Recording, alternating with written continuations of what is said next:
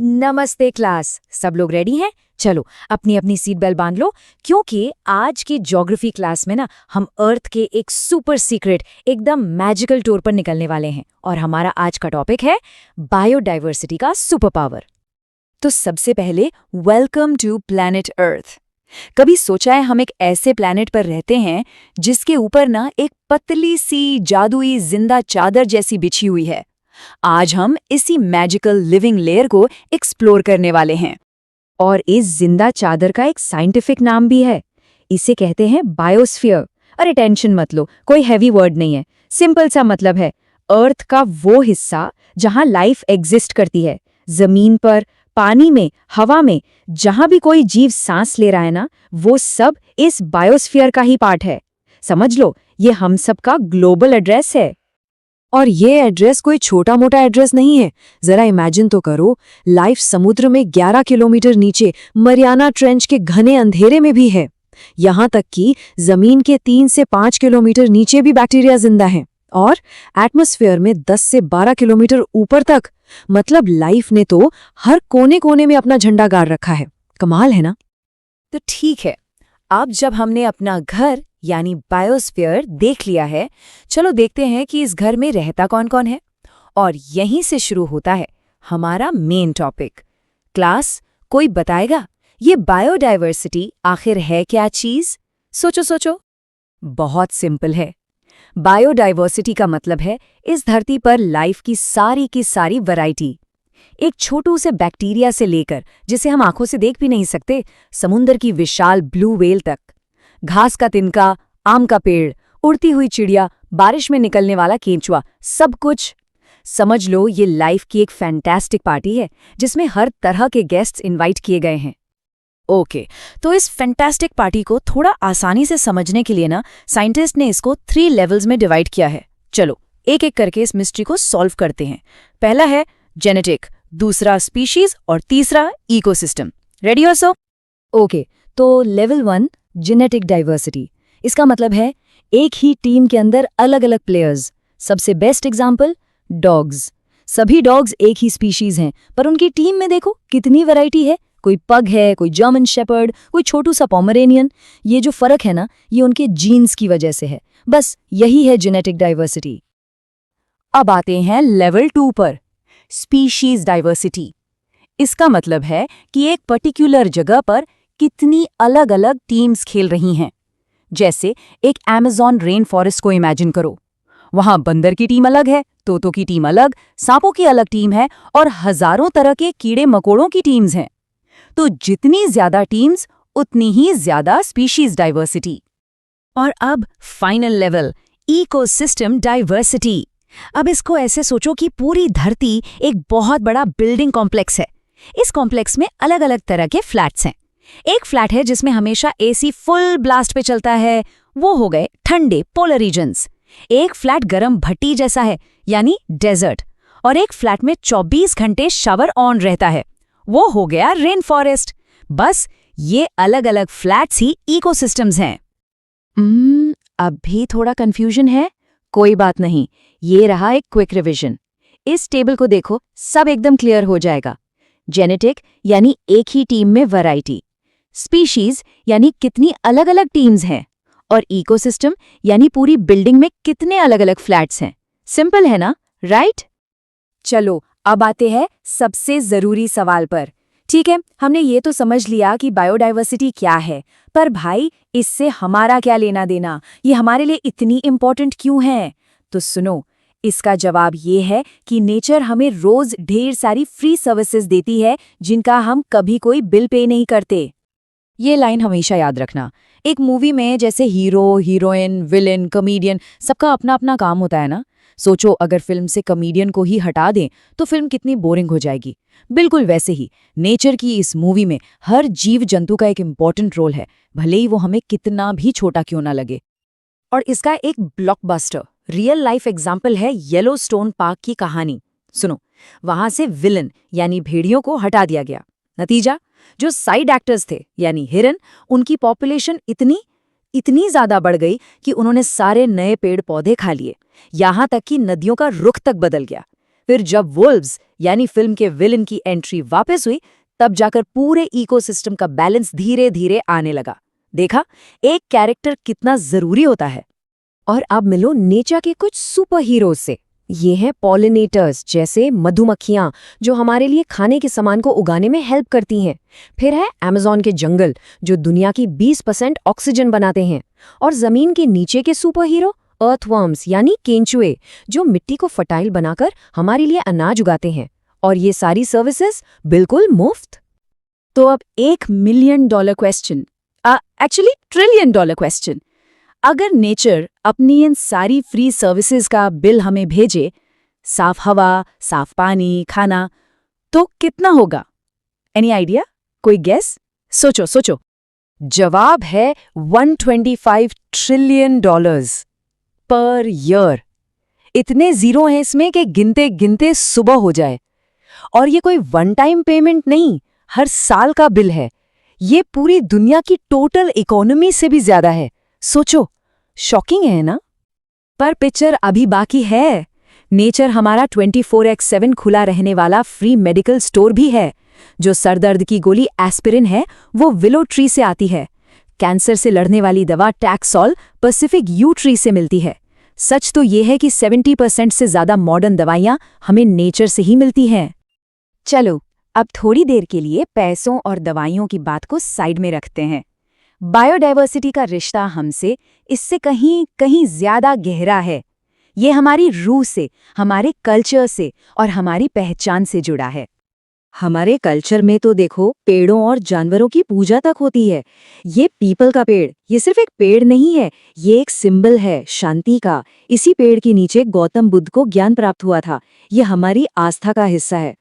और इसे देखो, द टाइगर। ये सिर्फ एक खूबसूरत जानवर नहीं है, ये हमारा नेशनल एनिमल है, हमारी शान का, हमारी विरासत का प्रतीक। इसे देखकर एक अलग ही प्राइड फील होता है ना?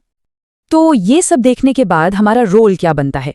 अक्सर हम सोचते हैं कि हम इस धरती के मालिक हैं, लेकिन शायद अब हमें अपना नजरिया बदलने की जरूरत है। मालिक नहीं, बल्कि इस खूबसूरत परिवार का एक हिस्सा।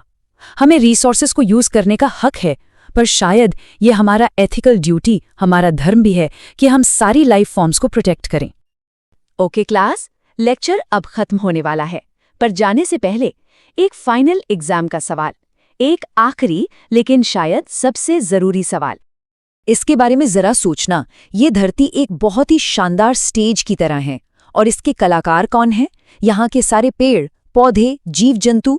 अब सोचो, अगर कलाकार ही ना रहें तो इतनी खूबसूरत स्टेज का क्या फायदा? एकदम सूना, बेजान, खाली। और ये है आज का होमवर्क। इसका जवाब कहीं लिखना नहीं है, बस इसे महसूस करना है।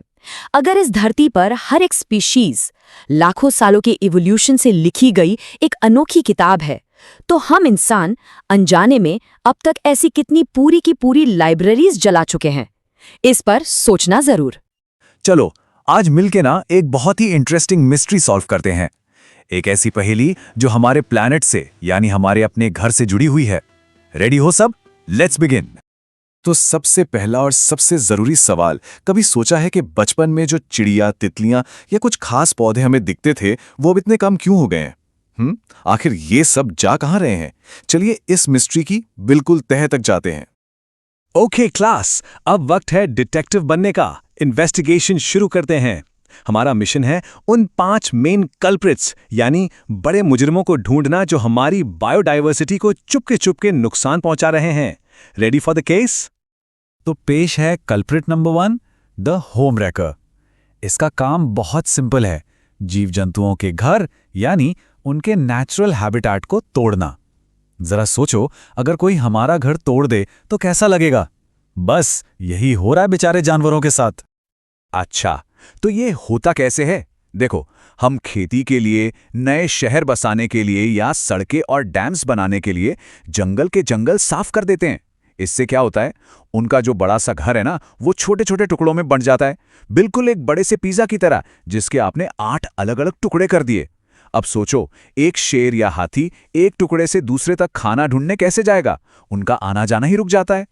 और इसका सबसे बड़ा और सबसे अहम एग्जाम्पल है अमेज़न रेन फॉरेस्ट, जिसे हम प्लैनेट के लंग्स यानी कि फेफड़े कहते हैं। वो भी गाय भैंस पालने और सोए की खेती के लिए तेजी से काटा जा रहा है। सोचो, जब प्लैनेट के फेफड़े ही बीमार पड़ जाएंगे तो क्या होगा। चलिए अब मिलते हैं अपने मुजरिम नंबर 2 से, द पॉइजन स्प्रेडर। ये है पॉल्यूशन। ये वो जहर है जो हवा, पानी और मिट्टी में घुलकर हर जीव जंतु और पेड़ पौधे की जिंदगी मुश्किल बना रहा है। और पॉल्यूशन भी कई तरह का है। हमारे पानी में फैक्ट्रीज का केमिकल और प्लास्टिक घुल रहा है। इसका सबसे बड़ा एग्जाम्पल हमारी यमुना नदी है। फिर है एयर पॉल्यूशन और सॉइल पॉल्यूशन। और हाँ, सुनने में थोड़ा अजीब लगेगा, लेकिन साउंड पॉल्यूशन भी एक चीज है जो बर्ड्स और व्हेल्स जैसे समुद्री जीवों को बुरी तरह कंफ्यूज कर देता है। ओके, अब आते हैं तीसरे और बहुत ही पावरफुल मुजरिम पर, द क्लाइमेट चेंजर, जिसे हम आम भाषा में ग्लोबल वार्मिंग भी कहते हैं। ये दुनिया का मौसम इतनी तेजी से बदल रहा है कि बेचारे जीव जंतु इस बदलाव के साथ एडजस्ट ही नहीं कर पा रहे हैं। और इसका असर देखिए, गर्मी से ग्लेशियर्स पिघल रहे हैं, जिससे पोला बियर्स का शिकार करने का एरिया ही गायब हो रहा है। समुद्र का पानी एसिडिक होता जा रहा है, जिससे खूबसूरत कोरल रीफ्स जैसे ऑस्ट्रेलिया का ग्रेट बैरियर रीफ बेजान होकर सफेद पड़ रहे हैं। मतलब नेचर का पूरा बैलेंस ही बिगड़ रहा है। चलिए अब मिलते हैं कल्प्रिट नंबर 4 से, द ओवर एक्सप्लॉइटर। ये उस लालची इंसान जैसा है जो नेचर से इतना कुछ ले रहा है जितनी तेजी से नेचर उसे वापस बना ही नहीं सकती। हम अपनी जरूरत से कहीं ज्यादा इस्तेमाल कर रहे हैं। इसकी एक बहुत ही सैड स्टोरी है डोडो बर्ड की। ये बेचारा ना उड़ने वाला पंछी एक आइलैंड पर आराम से शांति से रहता था। फिर वहां इंसान पहुंचे और उन्होंने इसका इतना ज्यादा शिकार किया कि ये बेचारा बर्ड हमेशा के लिए इस दुनिया से एक्सटिंक्ट हो गया। बस यही होता है जब हम लालच में आकर हद से आगे बढ़ जाते हैं।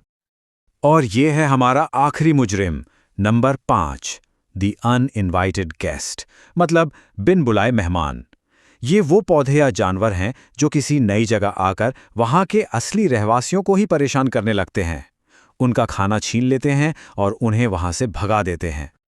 और पता है, हमारे देश में भी ऐसे मेहमान आ चुके हैं। एक है ये लैंटैना कमारा का पौधा। देखने में तो सुंदर लगता है, लेकिन इतना फैल गया है कि जंगल में दूसरे जरूरी पौधों को उगने ही नहीं देता। और दूसरा है वाटर हायासिंथ या जलकुंभी, जो पूरी नदी या तालाब को ऐसे ढक लेता है कि पानी में ऑक्सीजन ही कम हो जाता है और बेचारी मछलियां मर जाती हैं। ओके क्लास, तो अब हमने 5 कल्प्रिट्स को पहचान लिया है। लेकिन डरने की कोई बात नहीं है, क्योंकि अब हम बनेंगे हीरो। चलिए अब देखते हैं हमारा रेस्क्यू मिशन क्या है, हमारा बचाने का प्लान क्या है। तो इन सबको बचाने के 2 मेन तरीके हैं।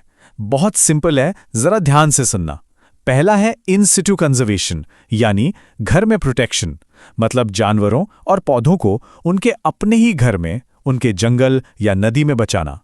दूसरा है एक्स सिटू कंजर्वेशन, यानी घर से बाहर प्रोटेक्शन। इसमें हम उन्हें उनके घर से बाहर किसी सेफ जगह जैसे जू में ले जाकर बचाते हैं। तो घर में प्रोटेक्शन के लिए हम करते क्या हैं? सबसे पहले हम बनाते हैं नेशनल पार्क्स, जैसे उत्तराखंड का जिम कॉर्बेट। ये एकदम स्ट्रिक्ट प्रोटेक्शन जोन होते हैं, नो नॉनसेंस एरिया। फिर आते हैं वाइल्ड लाइफ सेंचुरीज, जैसे असम का काजीरंगा, जो 1 हॉर्न राइनो का घर है। उससे भी बड़े लेवल पर होते हैं बायोस्फीयर रिजर्व्स, जैसे साउथ इंडिया के नीलगिरीज। और हाँ, एक बहुत ही स्पेशल चीज है, सेक्रेड ग्रोव्स। ये वो जंगल हैं जिनको लोकल लोग अपनी पूजा पाठ और बिलीफ्स के कारण खुद प्रोटेक्ट करते हैं। अब बात करते हैं घर से बाहर प्रोटेक्शन की। ये एक तरह से हमारा बैकअप प्लान है। अब प्लान बी, इसमें आते हैं जूज और बोटानिकल गार्डन्स। फिर आते हैं सीड बैंक्स, जैसे न्यू दिल्ली में एक है। यहां हम फ्यूचर के लिए बीजों को एकदम सेफ, ठंडी जगह पर स्टोर करते हैं। और सबसे एडवांस्ड हैं जीन बैंक्स, जहां हम जेनेटिक मटेरियल यानी डीएनए को फ्यूचर जनरेशंस के लिए बचा कर रखते हैं। चलिए अब आगे बढ़ते हैं और बात करते हैं इंडिया के खजाने के नक्शे की। इन्हें हम कहते हैं बायोडाइवर्सिटी हॉटस्पॉट्स। ये हमारे प्लैनेट की वो स्पेशल ट्रेजर जोन्स हैं जिनको तुरंत, मतलब फौरन बचाने की जरूरत है। तो ये हॉटस्पॉट आखिर होता क्या है? एकदम सिंपल भाषा में समझें तो ये एक ऐसी जगह है जहां बहुत सारी अलग अलग तरह की लाइफ, मतलब ढेर सारे पेड़ पौधे और जीव जंतु हैं। लेकिन वो जगह बहुत बड़े खतरे में भी है। वहां तेजी से सब कुछ खत्म हो रहा है। और गेस व्हाट, हमारा इंडिया बहुत लकी है। पूरी दुनिया के 36 हॉटस्पॉट्स में से हमारे देश में पूरे के पूरे 4 हैं। Isn't that amazing? We literally have 4 of these global treasures. ये हैं हमारे 4 अनमोल खजाने। पहला, द वेस्टर्न घाट्स, जो अपने अलग-अलग तरह के मेंढकों और पौधों के लिए फेमस हैं। दूसरा, द हिमालयाज, जहां ढेर सारी कीमती जड़ी बूटियां मिलती हैं। तीसरा है इंडो बर्मा रीजन और चौथा सुंडरलैंड, जिसमें हमारे निकोबार आइलैंड्स का हिस्सा आता है। ये जगहें हमारे देश की अनमोल धरोहर हैं, जिन्हें बचाना हमारी जिम्मेदारी है। तो क्लास, आज हमने इस मिस्ट्री को काफी हद तक सॉल्व कर लिया है। हमने मुजरिमों को भी पहचाना और बचाने का प्लान भी समझा। अब क्लास खत्म होने से पहले ये रहा आपका आखिरी सवाल। इसे होमवर्क समझ लीजिए। सवाल ये है, ये जो हमारा प्लैनेट है ना, ये एक किताब की तरह है और हम इसकी कहानी का हिस्सा हैं। कुछ चैप्टर्स अच्छे हैं, कुछ बुरे, लेकिन अब जो चैप्टर लिखा जा रहा है उसके ऑथर हम सब हैं। तो सोचिए, हम अपने चैप्टर में क्या लिखेंगे? इस कहानी के हीरो बनेंगे या villain? The choice is ours. इस पर जरूर सोचना। आज की वीडियो में बस इतना ही। मिलते हैं नेक्स्ट वीडियो में। तब तक के लिए पढ़ते रहो और मुस्कुराते रहो। धन्यवाद।